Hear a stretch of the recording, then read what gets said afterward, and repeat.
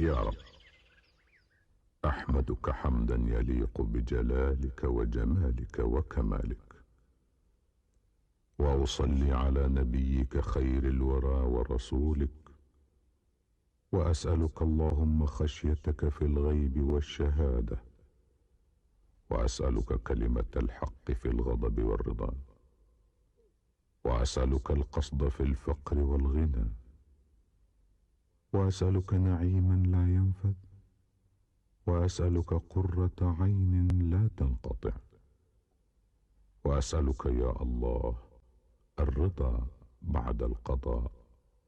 وأسألك برد العيش بعد الموت، وأسألك لذة النظر إلى وجهك والشوق إلى لقائك من غير ضراء مضرة ولا فتنة مضلة. اللهم زينا بزينة الإيمان، واجعلنا مهتدين، وارزقنا حفظ الأمانة، واحفظنا من الغش